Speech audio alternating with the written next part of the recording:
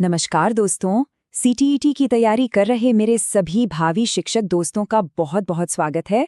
आज हम एक ऐसे टॉपिक पर बात करने जा रहे हैं जो परीक्षा के लिहाज से बहुत बहुत ज़रूरी है, और वो टॉपिक है राष्ट्रीय पाठ्यचर्या की रूपरेखा 2005, जिसे हम सब एनसीएफ 2025 के नाम से जानते हैं। तो चलिए आज की बात एक सीधे से सवाल से शुरू करते हैं। कभी सोचा है कि बच्चों के लिए पढ़ाई करना, स्कूल जाना अक्सर एक बोझ जैसा क्यों लगता है? मतलब सिर्फ बस्ते का बोझ नहीं बल्कि सीखने का बोझ। एनसीएफ 2005 जो है ना, वो इसी सवाल का जवाब देने की एक बहुत ही कमाल की कोशिश है।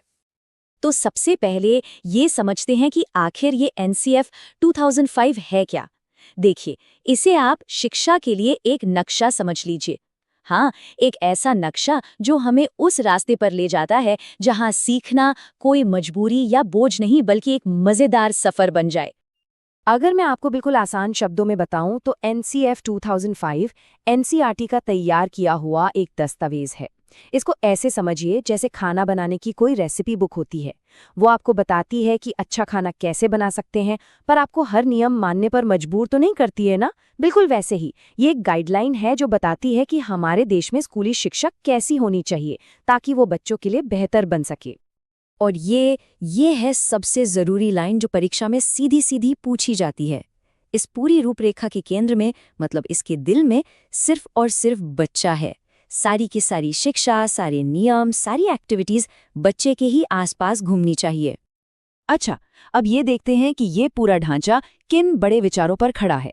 आप इन्हें एक नई तरह की क्लासरूम बनाने वाले 4 मजबूत पिलर्स या स्तंभ भी कह सकते हैं। चलिए एक एक करके इनको समझते हैं। तो वो 4 कदम क्या हैं? पहला, बिना बोझ के सीखना। इसका मतलब है रट्टा मारना बंद और समझना शुरू। बिल्कुल सिंपल। दूसरा, बच्चा अपने ज्ञान का निर्माता खुद है। हमें ये मानना ही होगा कि बच्चा कोई खाली बर्तन नहीं है जिसमें हम ज्ञान भर दें, वो तो खुद अपनी समझ बनाता है। तीसरा, समावेशी कक्षा, मतलब एक ऐसी क्लास जहां हर तरह का बच्चा, चाहे उसकी क्षमता कुछ भी हो, एक साथ एक ही छत के नीचे सीख सके। और चौथा, ज्ञान को स्कूल के बाहर की दुनिया से जोड़ना। भाई, जो भी सीखा वो असली जिंदगी में काम भी तो आना चाहिए। समझ आ रहा है ना? ये एक और बहुत महत्वपूर्ण लाइन है एग्जाम के लिए। इसका मतलब ये है कि सीखना किसी मशीन की तरह बस दोहराने वाला काम नहीं होना चाहिए। जैसे पहाड़े रटने की जगह ये समझना कि गुना असल में बार बार जोड़ने को ही तो कहते हैं। जब सीखने का कोई मतलब निकलता है, कोई मीनिंग होता है, तभी वो बच्चे के जीवन से जुड़ता है। अब एक बात सोचिए, अगर सीखने का तरीका बदलेगा तो सिखाने वाले की भूमिका भी तो बदलेगी, है कि नहीं? तो चलिए देखते हैं कि एनसीएफ 2005 एक टीचर को किस नज़र से देखता है, एक बिल्कुल नई भूमिका में।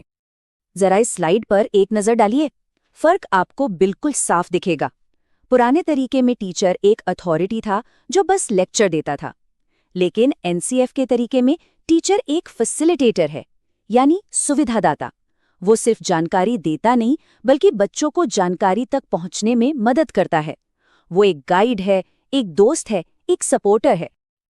और एक गाइड का काम क्या होता है? रास्ता दिखाना है ना, न कि गोद में उठाकर मंजिल तक पहुंचाना।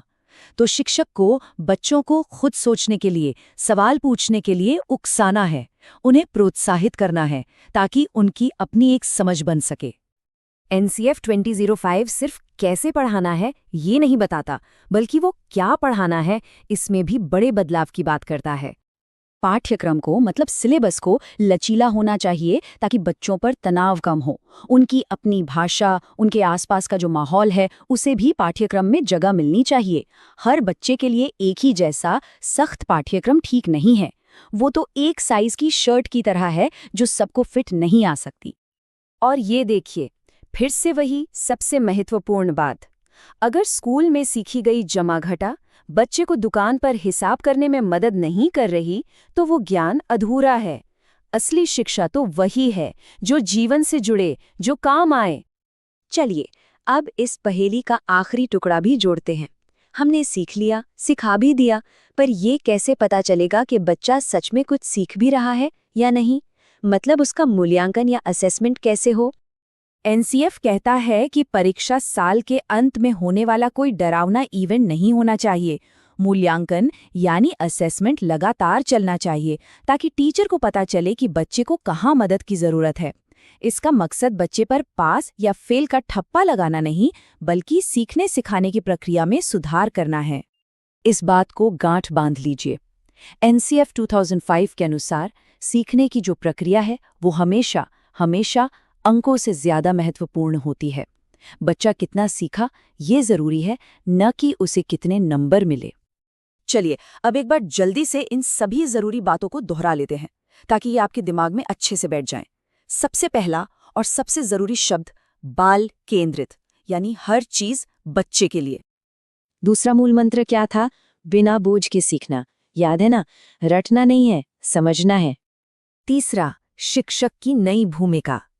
वो अब एक बॉस नहीं, बल्कि एक दोस्त, एक गाइड, एक सुविधादाता है। और चौथा, समावेशी शिक्षा का सिद्धांत। इसका मतलब सबके लिए शिक्षा एक साथ एक ही क्लासरूम में। तो एनसीएफ 2005 सिर्फ एक दस्तावेज नहीं है, ये शिक्षा को देखने का एक बिल्कुल नया नजरिया है। अब असली सवाल ये है कि इन सिद्धांतों को जानकर एक भावी शिक्षक के रूप में अपनी कक्षा को कैसे बेहतर और जीवंत बनाया जा सकता है। इस पर जरूर सोचिएगा। अगर ये जानकारी आपको मददगार लगी हो तो इस चैनल से जुड़े रहें। धन्यवाद।